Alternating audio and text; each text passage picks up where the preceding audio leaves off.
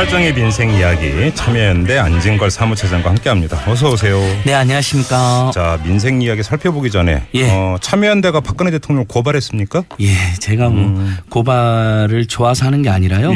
뭐 많은 분들이 국기문란이나 헌정질서 파괴 이야기하는데 사실 저는 경제민주화 단체입니다. 민생 단체고. 근데 이 내용을 잘 보시면요, 박근혜 대통령께서 재벌 총수들을 독대를 했다고 하잖아요. 7개 총수들. 그리고 그 재벌들이 돈을 엄청 낸 거로 나옵니다.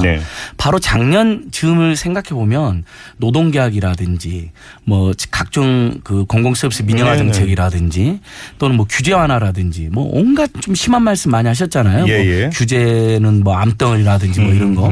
사실 근데 공공 부분에서 서비스가 민영화된다든지 꼭 중요한 규제 풀리면 국민들만 피해를 보잖아요. 그래서 지금 생각해 보니까 재벌 총수들은 돈을 내고 최순실하고 박근혜한테 그리고 그 돈으로 좋은 국민들에겐 불리하고 재벌대기업에겐 특혜 만드는 정책을 샀구나.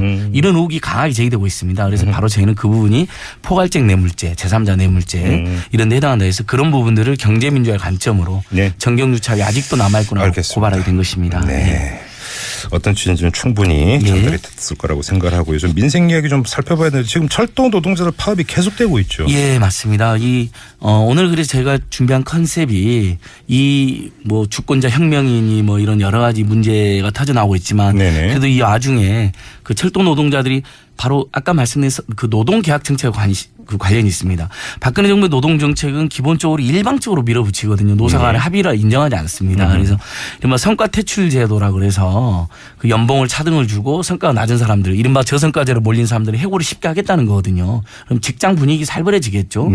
거기다 그게 공공 부분에서 성과를 측정한다는 것은 결국 공공 서비스를 약화시켜서라도 이윤을 많이 남기겠다는 건데 이건 국민들한테 손해잖아요. 그래서 철도노동을 파업한 지 지금 39일째입니다.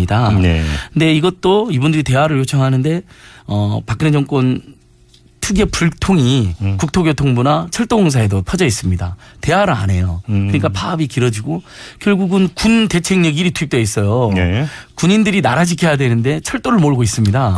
그게 적법한 것이냐 논란도 있었어요. 저희는 지금 불법이라고 보고 있고요. 그다음에 바로 그분들이 준비가 덜 됐는데 운전하다 보니까 지금 사고도 생겼어요. 이것은 그렇게 할 일이 아니라 빨리 대화를 해서 풀어라. 서울시 지하철 그렇게 했잖아요. 서울시 지하철 도시철도 파업하니까 파업시장에 나서서 대화로 하자고 해서 일방적으로 밀어붙이지 않겠다 하고 파업을 풀었거든요. 바로. 그렇게 해달라는 건데 아직도 그걸 거부하고 있습니다. 가습기 살균제 참사 같은 경우는 국조특위가 중단이 됐나요? 예, 맞습니다. 피해자와 사망자만 그 사이에 1,000명이 넘게 피해자는 5,000명 넘게 사망자는 1,000명이 넘게 신고돼서 국조특위 그 잠깐 하고 지금 중단한 거거든요. 새누리당이 최소한 이것만큼 협조해 준다 그랬는데 아직도 연장을 안 하고 있습니다. 근데 저는 지금 뭐 박근혜 대통령, 박근혜 정권 다 멘붕이라고 하지만 새누리당도 멘붕이겠죠. 근데 바로 그 멘붕의 탈출구가 어디가 되냐? 바로 이렇게 기본을 하나씩 하면서 그래도 보수 정당으로서 최소한의 기본은 지켜줘야 되는데 국조특위 연장 안 해. 그러니까 지금 피해자 가족들이 돌아가신 분들, 희생자들 영정을 가슴에 안고 새누리당 앞에서 국회 앞에서 이 와중에도 계속 1인실 하고 계세요. 그래서 지나다 보면 정말 눈물 납니다. 요즘 이 와중에라고 하는 표현을 참 많이 쓰게 되는데 이 와중에 물가도 오르고 있다면서요. 예, 맞습니다. 뭐 그나마 경기 불황에 물가까지 오르면 우리 국민들 참으로 살기 힘들 텐데 뭐 재벌 특혜 정책은 계속되죠. 거기다 물가까지 이제 또 오른다라고 지금 이야기 나오는데 뭐 최근에 주류업계에서 맥주 등이 평균 6% 인상된다. 그리고 다른 맥주들도 올리려고 한다.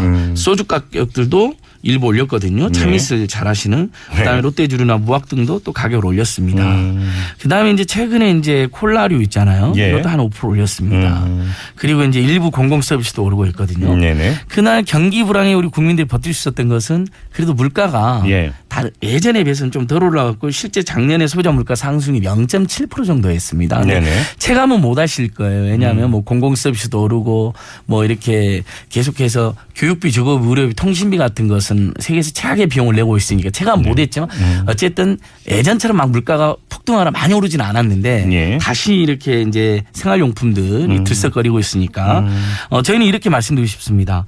지금 국민들이 사실 장기간의 경기 침체에도 힘들고 그다음에 현 정권의 극도의 국기문란 행위로 굉장히 불안하고 분노하고 있는 상황인데 잠시 이때만이라도 좀 물가 인상을 좀 자제해 줬으면 좋겠습니다. 나중에 상황 수습된 다음에 올려도 되지 않을까요? 뭐 근데 뭐 같이 급여도 같이 오르면 뭐 큰 문제가 있겠습니까만은 근데 급여는 안 오른다. 이게 문제 아니겠습니까? 맞습니다. 그 뉴스가 그래서 오늘 동시에 나왔습니다. 통계청이 발표했거든요. 아니 뭐 물가 1% 오르고 급여 10% 오르면 좋은 거잖아요. 근데 지금 보세요. 자, 비정규직 월평균 임금이 149만 원밖에 안 된다고 나왔습니다. 다시 한번. 그리고 임금 인상률도 작년에 비해서 1.8%입니다. 세상에 사실상 마이너스 거의 안 오른 거나 다름없죠. 물가 인상률하고 이렇게 비교해 보면 거의 안 오른 겁니다. 거기에다 근데 정규직은 그래도 지난 3개월 평균 임금이 280만 원이었습니다. 작년에 비해 3.7% 올렸습니다.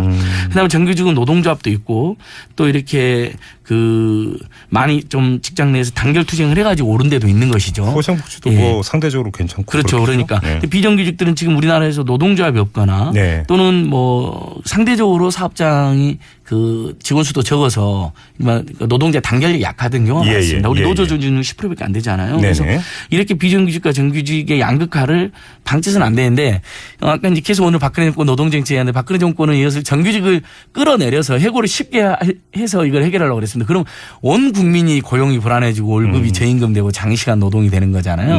그렇게 하지 마시고요. 국민이 원하는 것은 비정규직을 정규직으로 끌어올려라는 겁니다. 비정규직을 정규직 못 쓰게 하거나 원칙적으로. 그다음 비정규직을 정규직 급여랑 비슷하게 봐. 비정규직을 쓸 거면 고용이 자기들 마음대로 짧게 고용을 안 하니까 유럽처럼 월급을 더 줘라는 겁니다. 유럽은 기간이 짧으면 월급을 더 줍니다. 왜냐하면 해고를 자기가 좀 더 자유롭게 할 수 있으니까 그런 균형을 잡아라는 거죠. 근데 그런 정책은 안 하고 정규직들까지도 오히려 고용 불안하게 하려고 하니까 국민들이 사실은 최근에 저는 국면이라는 게 그런 최순실 농단 때문에 생긴 게 아니라고 생각합니다. 일종의 그동안 누적됐던 어떤 그 재벌 특혜 정책과 그리고 서민들 말살 정책에 대한 불만도 동시에 터졌다고 생각하거든요. 전월세 문제, 부동산 투기 이런 게 다 되는데 그 최순실 세력이 다 부동산 투기 세력이더라고요. 이번에 밝혀진 거 보니까요.